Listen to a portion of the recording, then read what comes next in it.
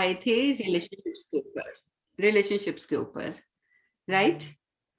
तो इसीलिए हमने फिर अभी डिसाइड किया है कि ठीक है, फिर हम रिलेशनशिप पे ही बात करेंगे, क्योंकि आजकल मुझे लग रहा है कि सबके रिलेशनशिप्स में ज्यादा प्रॉब्लम आ रही है। अगर आप अकॉर्डिंग टू और टॉपिक्स को देखें, फाइनेंशियल भी है, मैं मानती हूँ कि फाइनेंशियल प्रॉब्लम्स भी आ रही हैं सबको, लेकिन एट ए टाइम हम लोग एक ही टॉपिक ले सकते हैं, इसलिए हम लोग रिलेशनशिप का टॉपिक आज चूज किया है, क्योंकि ज्यादा क्वेरीज उसके बारे में थी, और जिनकी क्वेरीज थी वो लोग अभी तक नदारद हैं, अभी तक आई नहीं है। इट्स रियली सरप्राइजिंग जिन्होंने स्पेशल ये टॉपिक मुझसे करवाया कि इसी पे करना है, और दे आर हाँ नॉट। जी जी। कमाल है।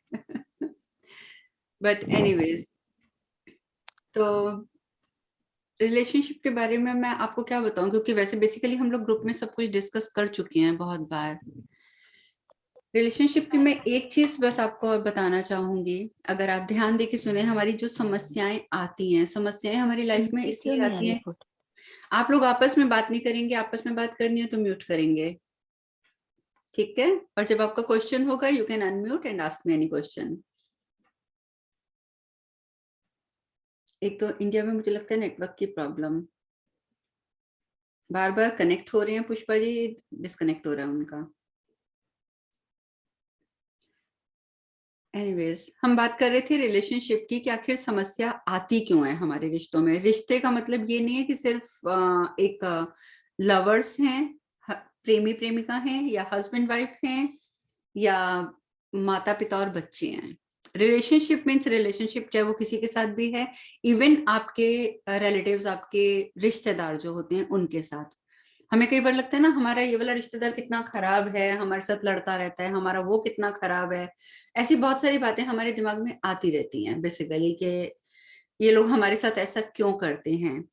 लेकिन अगर आप सोल प्लानिंग में जाकर देखें, अगर आप जाकर ये देखें कि आखिर हमारे साथ जो हो रहा है वो क्यों हो रहा है ऐसा, तो आपको पता चलेगा। उसके बाद आपका रिलेशनशिप खराब नहीं होगा, क्योंकि आपका झगड़ा ही नहीं होगा किसी का भी।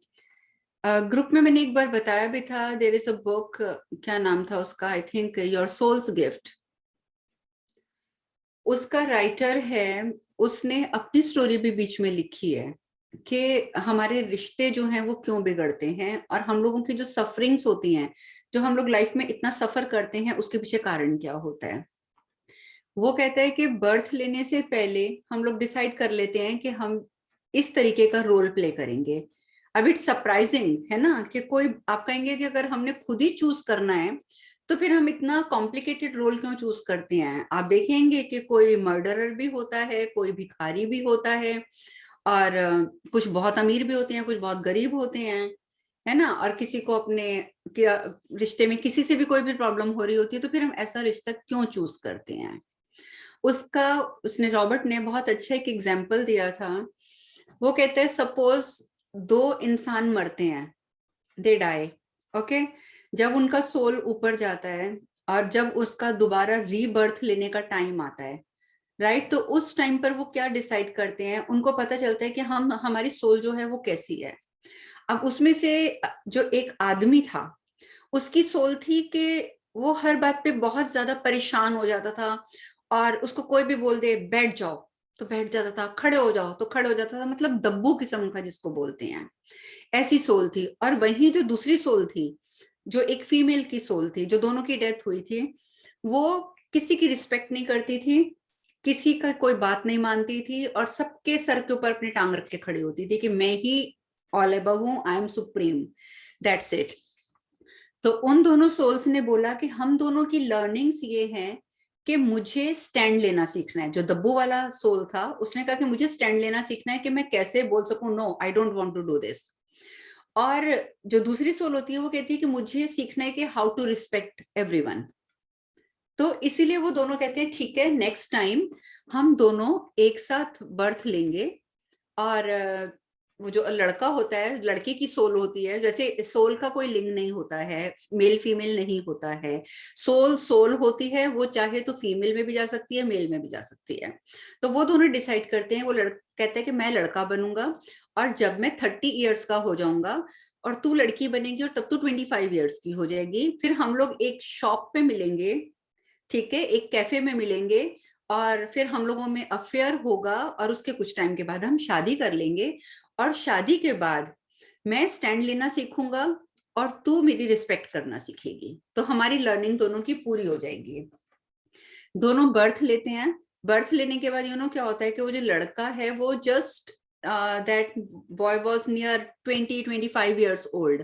वो एक जगह जॉब करता है, वहां पे उसका बॉस भी उसको बहुत ज्यादा मतलब दबाता है, हर समय उसकी इंसल्ट करता है, हर समय उसके साथ बहुत गलत तरीके से बोलता है।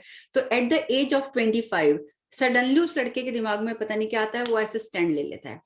तो वो अपने बॉस को बोल देता है, इनफ इनफ, मेरे साथ इस टोन में दोबारा बात मत करना, क्योंकि मैं नहीं सुनूंगा, जॉब देनी है दो, नहीं देनी तो air is your job, I am going. तो फर्स्ट स्टेप जो है वो स्टैंड लेने का, वो कब उठाता है? अब एट द एज ऑफ 25। और वो जो गर्ल थी उसकी एज अभी 20 है, और वो दोनों अभी आपस में मिले भी नहीं है। ठीक है, बस अब दोनों मिले नहीं, उस लड़के ने स्टैंड लेकर अपनी लर्निंग लेके अपनी वाइब्रेशंस को हाई कर लिया, और वो जो लड़की थी वो पीछे रह गई। तो इस वजह से अब उन दोनों की शादी नहीं हो सकती है ना, क्योंकि उस लड़के ने तो पहले स्टैंड ले लिया, जबकि सोल प्लानिंग क्या थी कि वो 30 years की एज में जब शादी होगी उसके बाद वो स्टैंड लेगा। तो इस वजह से उनका जो प्लानिंग जो थी वो सारी खराब हो जाती है।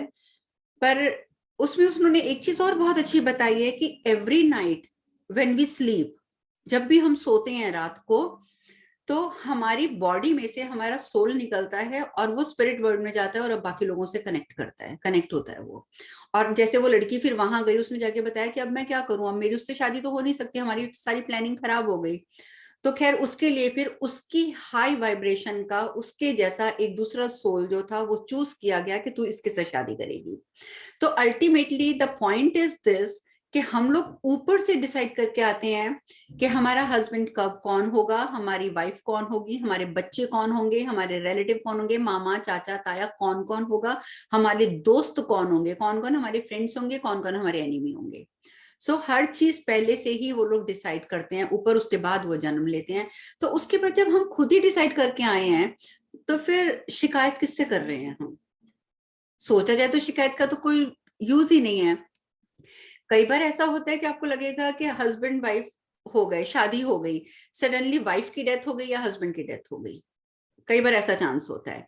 उसका भी मतलब ये होता है कि जब वो जो सोल है अपने लर्निंग पूरी कर लेती है, या तो वो तब इस अर्थ को छोड़ देती है, या वो सोल, वो जो आत्मा है, वो जब उसको लगता है कि मैं कोप अप नहीं कर पा रही, यहाँ पे तो बहुत गंद है, यहाँ पे तो लोग बहुत सड़ियल हैं, ये है वो है, तो उस टाइम पर भी सोल जो है वो जल्दी छोड़ देती है इस धरती को। ऊपर वो परमिशन ले लेती है और इस धरती को छोड़ के चली जाती है।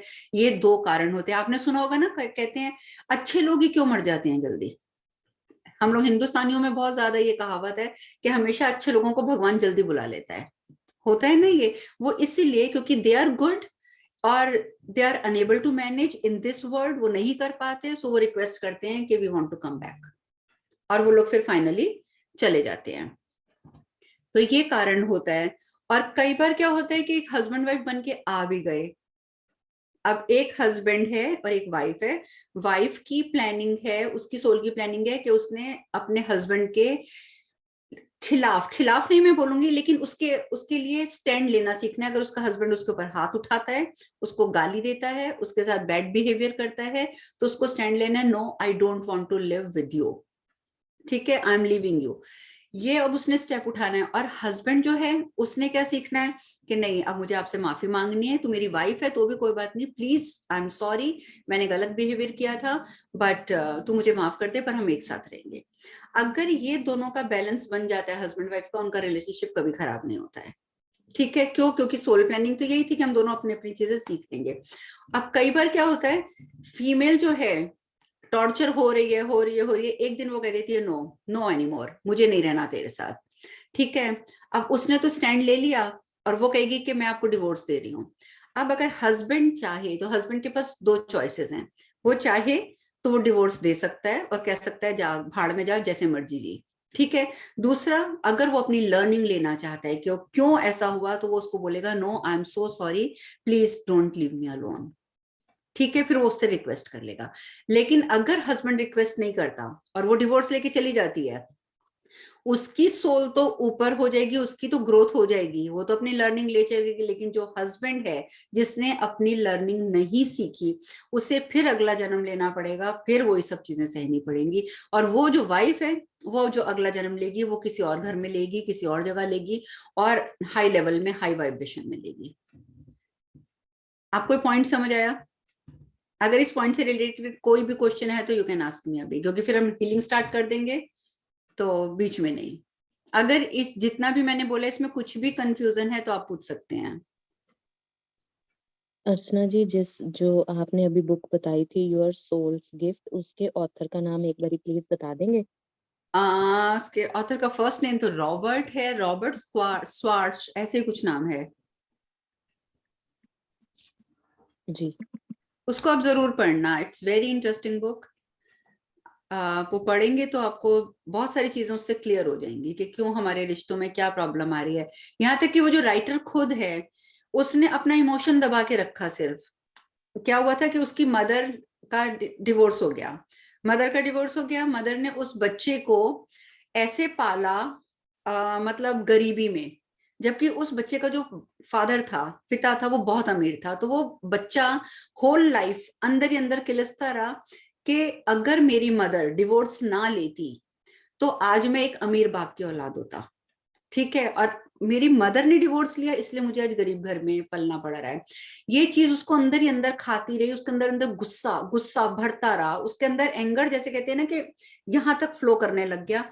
उसने अपनी मदर को कुछ नहीं बोला, क्योंकि उसके दिमाग में ये भी था कि कोई ना कोई खास वजह होगी तभी मेरी माँ ने डिवोर्स लिया है।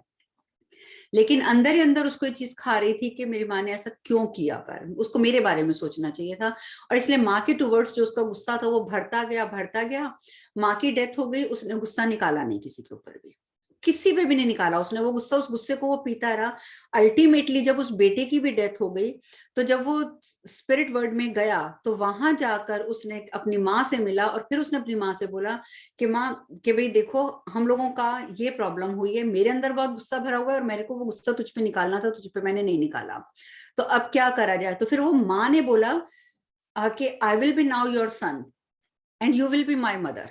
और फिर उन दोनों ने अपना रिश्ता बदल लिया, क्योंकि सोल कुछ भी बन सकती है। अगर वो आज आपका भाई है, वो अगले जन्म में आपका हस्बैंड भी बन सकता है। आपका वही सोल जो है, वो अगर इस जन्म में हस्बैंड है तो अगले जन्म में आपकी मदर भी बन सकता है। तो ये कोई वो नहीं है कि कौन क्या बनेगा। तो फिर अगले जन्म में वो जो माँ बेटा थे वो रिवर्स होके बेटा माँ बन के आए।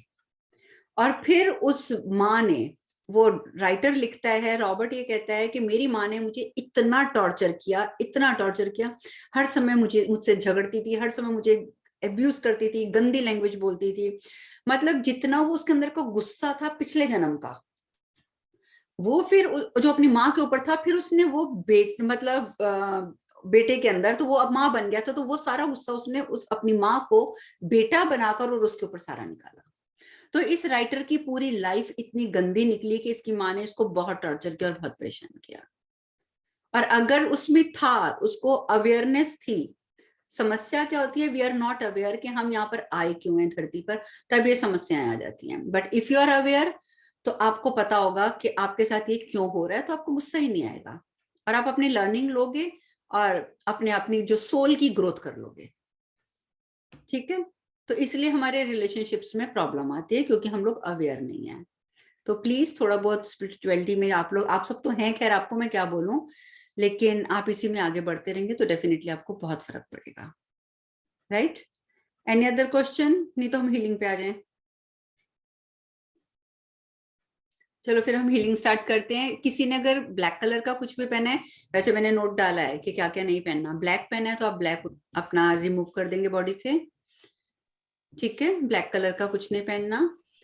और नेवी ब्लू अंडरवियर पहना हुआ है। Yes yes, no problem, okay. Any colour except black, आप कुछ भी पहन सकते हैं।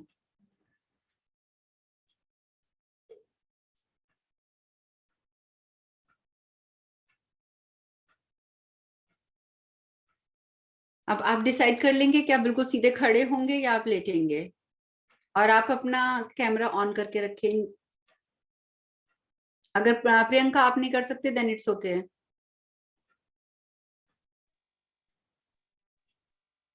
कैमरा ऑन रखेंगे, डिसाइड करेंगे कि आप सीधे खड़े होंगे या बिल्कुल सीधे लेटेंगे।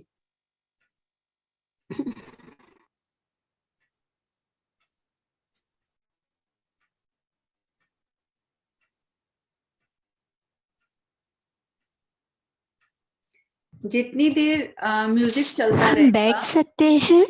नहीं, या लेटेंगे या फिर आप खड़े होंगे। बैठने से आपका एनर्जी का फ्लो नहीं बनेगा। माँ सर की तरफ दे, मतलब उत्तर दक्षिण ऐसा कुछ। आप पूरब में रख सकते हैं या उत्तर में रख सकते हैं, ईस्ट और साउथ। अच्छा ठीक है। ठीक है, नॉर्थ में नहीं रखेंगे आप, वेस्ट में नहीं रखेंगे।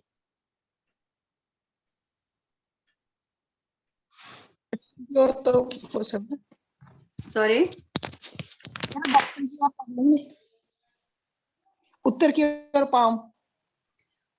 उत्तर की तरफ पांव रख सकते हैं आप। ठीक ठीक है, जब आप अगर साउथ यानी कि दक्षिण की तरफ सिर करेंगे तो उत्तर की तरफ ही पहुंच जाएंगे। ये तो है नहीं आपका सिर साउथ में और पैर आप ईस्ट में ले जाएंगे।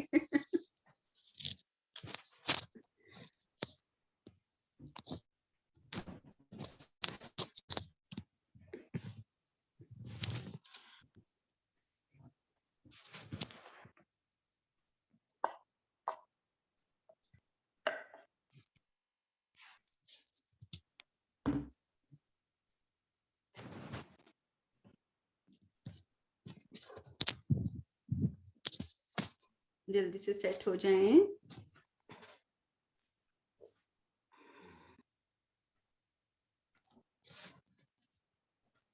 जो लेट रहे हैं उनको ठंड ना लगे, ठंड लगेगी डिस्टर्ब होंगे बीच में, उससे बेटर है कि पहले ही अपने ऊपर रजाई कंबल जो भी लेना है वो लेके लेटेंगे।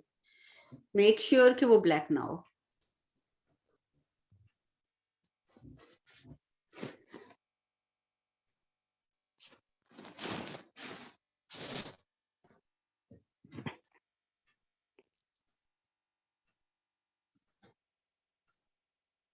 अब आप डीप ब्रीदिंग करेंगे, लंबी गहरी सांस लेंगे, बिल्कुल पेट के अंदर तक आपकी सांस भरनी चाहिए। ठीक है, और आप उसे खाली करेंगे।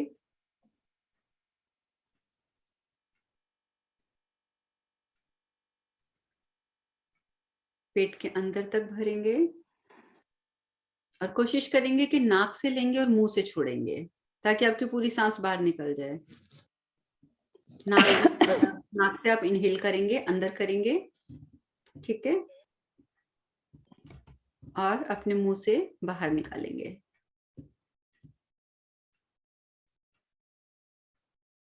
कम से कम 7-8 ब्रेथ्स ऐसे लेंगे।